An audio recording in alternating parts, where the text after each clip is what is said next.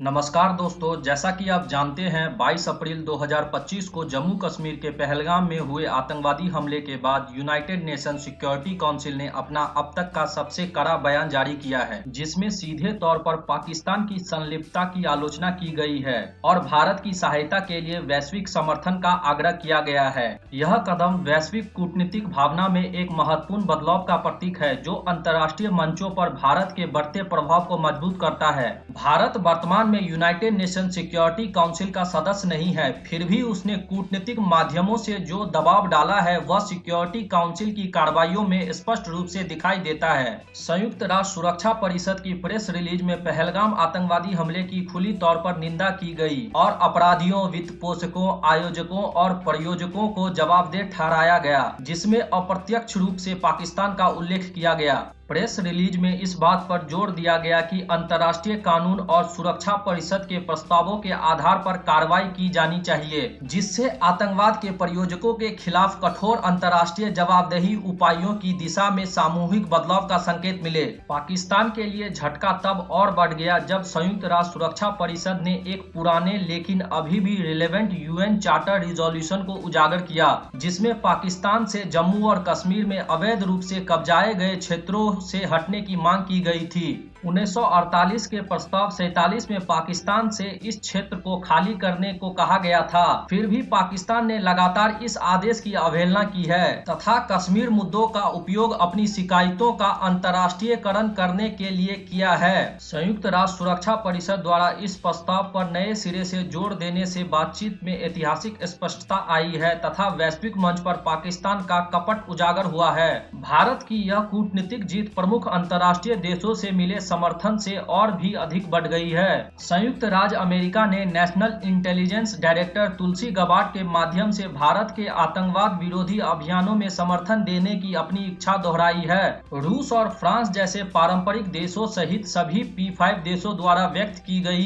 एकजुटता पाकिस्तान से उत्पन्न आतंकवाद के खिलाफ भारत की स्थिति के पक्ष में अभूतपूर्व कूटनीतिक आम सहमति की ओर इशारा करती है। दिलचस्प बात यह है कि 2025-26 के लिए संयुक्त राष्ट्र सुरक्षा परिषद का नॉन परमानेंट मेंबर होने के बावजूद पाकिस्तान खुद को एक शर्मनाक स्थिति में पाया, क्योंकि उसे संयुक्त राष्ट्र सुरक्षा परिषद के एक ऐसे प्रस्ताव का समर्थन करना पड़ा जिसमें अप्रत्यक्ष रूप से उस पर आरोप लगाया गया था। यहाँ तक कि चीन, जो अक्सर अंतर्राष्ट्रीय मंचों पर पाकिस्तान का बचाव करने के लिए जाना जाता है, ने भी प्रस्ताव को ब्लॉक नहीं किया। यह स्थिति की गंभीरता को उजागर करता है और पाकिस्तान को संकेत देता है कि उसके पारंपरिक सहयोगी अब बिना शर्त उसका समर्थन नहीं करेंगे।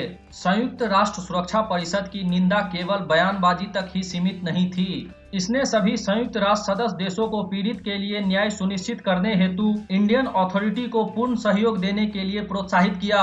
यह निर्देश पाकिस्तान को फाइनेंशियल एक्शन टास्क फोर्स की ग्रे लिस्ट में पुनः डालने के लिए अंतर्राष्ट्रीय गठबंधन बनाने में भारत की मदद करेगा, जिसके पाकिस्तान के लिए गंभीर आर्थिक परिणाम हो सकते हैं। इंटरनेशनल डिप्लोमेटिक सर्कल से परे भारत सरकार ने घरेलू स्तर पर भी महत्वपूर्ण कदम उठाए हैं। सभी पाकिस्तानी डिप्लोमेट्स को निष्कासित कर दिया गया है और इंडियन आर्म फोर्स को हाई अलर्ट पर रखा गया है। इसके अलावा भारत ने सिंधु जल संधि के तहत सहयोग निलंबित कर दिया है तथा आवश्यकता पड़ने पर अधिक आक्रामक आर्थिक और सैन्य कदम उठाने का संकेत दिया है। Ministry of information and broadcasting ने ऑपरेशनल सिक्योरिटी बनाए रखने के लिए वास्तविक समय पर सैन्य गतिविधियों की जानकारी देने वाली मीडिया गतिविधियों पर प्रतिबंध लगा दिया है, ताकि 26/11 मुंबई हमलों जैसी गलतियों से बचा जा सके।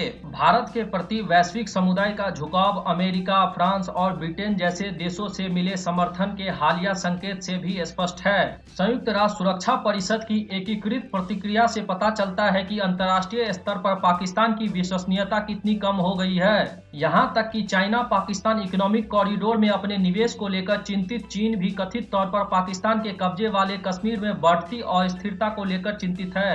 एट लास्ट संयुक्त राष्ट्र सुरक्षा परिषद का यह कड़ा संदेश भारत के लिए कूटनीतिक और नैतिक जीत है। यह पाकिस्तान को अंतर्राष्ट्रीय स्तर पर अलग थलग कर देता है। भारत के क्षेत्रीय दावों के पक्ष में संयुक्त राष्ट्र के ऐतिहासिक आदेशों को पुनर्जीवित करता है और भारत को सीमा पर आतंकवाद के खिलाफ सख्त रुख अपनाने के लिए सशक्त पनाता है। जैसे जैसे वैश्विक सपोर्ट भारत के पक्ष में मजबूत हो रही है, पाकिस्तान को बढ़ते अलगाव, आर्थिक दबाव और कूटनीतिक असफलता का सामना करना पड़ रहा है। यह स्पष्ट संकेत है कि आतंकवाद के प्रायोजकों के प्रति दुनिया का धैर्य जवाब दे रहा है।